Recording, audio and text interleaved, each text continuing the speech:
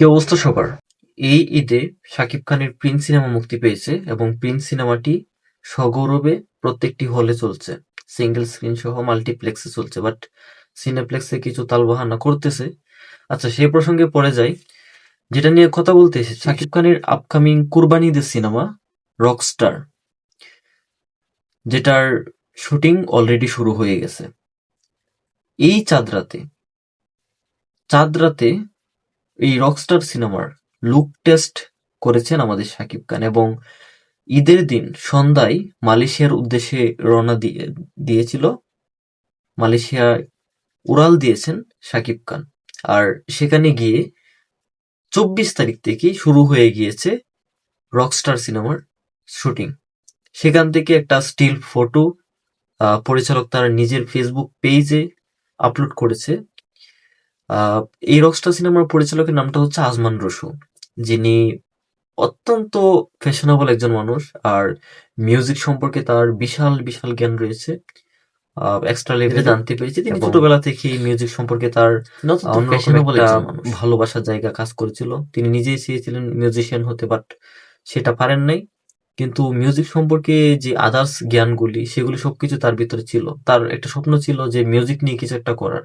তো সেই দ্বারা থেকে লক্ষ্য থেকেই এই মিউজিক নিয়ে তিনি একটি গল্প লিখেছেন, যে গল্পে তিনি বাছাই করে নিয়েছেন আমাদের মেগাস্টার শাকিব খানকে। এখন কথা হচ্ছে, রোজার ঈদ থেকে কুরবানিতে যে গ্যাপটা খুবই কম, মাত্র ২ মাস ১০ দিনের মতো একটা সময়। তো এই সময়ের ভিতরে একটা সিনেমার পুরো শুটিং শেষ করে pre production, dubbing, colour grading সবকিছু করাটা না খুব টাফ।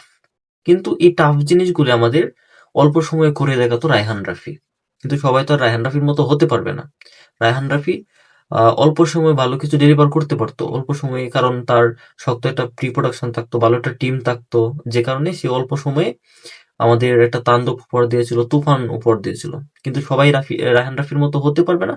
আবার রায়হান রাফির মতো হতে পারলেও সেটা ঝামেলার, কারণ তাড়াহুড়ার কোনো কাজই ভালো হয় না, যেটার বাস্তব প্রমাণ প্রিন্স। বেহাল দশা। তো আমরা কোনোভাবেই চাই না যে রকস্টার সিনেমাটাও একই রকম দশা হোক। শুধু ঈদ কেন্দ্রিক সিনেমা আসলেও সেটা যে শুধু আলোচনার ভিতরে থাকবে জিনিসটা এরকম না। মানুষ এখন, দর্শকরা এখন কন্টেন্ট চায়, ভালো কন্টেন্ট চায়। প্রিন্স সিনেমাটার বর্তমানে যে অবস্থা, সেটা একদমই হতো না যদি তারা একটু সময় নিয়ে কাজটা করতে পারতো। বাট ব্যাড লাক বলে কোনো লাভ নাই। কিন্তু এই রকস্টার সিনেমার ক্ষেত্রে আমরা খুব করে চাই, যেহেতু তারা একেবারে অনেক আগেভাগেই তারা শুটিং শুরু করে দিয়েছে, আমরা খুব করে চাই যে তারা সুন্দরভাবে রকস্টার সিনেমার শুটিংটা শেষ করে তারা কালার গ্রেডিং, ডাবিং, তারপর সবকিছু প্রি প্রোডাকশন সবকিছু ভালোভাবে করে তারা কুরবানি ঈদে সিনেমাটা রিলিজ করুক আর প্রমোশনের জন্য কিছুদিন হাতে রাখুক। যেহেতু সিনেমাটা মিউজিক নিয়ে, মিউজিক্যাল বিষয় নিয়ে, তো এই সিনেমার গানগুলি কিন্তু এই সিনেমার সবচেয়ে বড় প্রাণ। তো এই গানগুলি যেন ঠিকঠাক ভাবে মুক্তি পায়, সেটাই আমাদের দাবি। একটা বিষয় হচ্ছে, এই সিনেমার পরিচালক হচ্ছে আজমান রসু, আর যিনি ডিওপি হিসেবে আছেন তাকে আমি একবারেই চিনি না। যতটুকু জেনেছি তিনি নতুন একজন ডিওপি, তার নাম হচ্ছে আব্দুল মামুন আই থিঙ্ক। পুরো টিমের জন্য আমাদের পক্ষ থেকে অভিনন্দন রইল যে এটা ভিন্ন গন্ডার একটা সিনেমা, যে সিনেমার এই থিমটা আগে কিন্তু হয় নাই। মিউজিক্যাল বিষয় নিয়ে সিনেমা বড় আকারে কিন্তু হয় নাই, গ্র্যান্ডার আকারে। তো সেটা হতে যাচ্ছে ফাইনালি। এখন বিষয়টা হচ্ছে উম যে বাংলাদেশে যদি সাইয়ারা টাইপ কিছু হয়ে যায়, তাহলে কিন্তু ব্লাস্ট হয়ে যাবে। তো দেখা যাক গল্পটা ঠিক কি টাইপের হয়। আরেকটা বিষয় হচ্ছে, যতটুকু জানতে পেরেছিলাম যে এই রকস্টার সিনেমাতেও মেকআপ আর্টিস্ট হিসেবে নাকি অমিত আম্বেরকরকে দেখা যাবে, বাট স্টিল নাও আমি কনফার্ম না, বাট যতটুকু শুনেছিলাম যে অমিত আম্বেরকর থাকতে চলেছে। এখন এই রকস্টার সিনেমা নিয়ে এই ছিল টুকটাক আপডেট, যে ২৪ তারিখ থেকে রকস্টারের ক্যামেরা ওপেন হয়েছে এবং রকস্টারের ডিওপি হচ্ছে আব্দুল মামুন।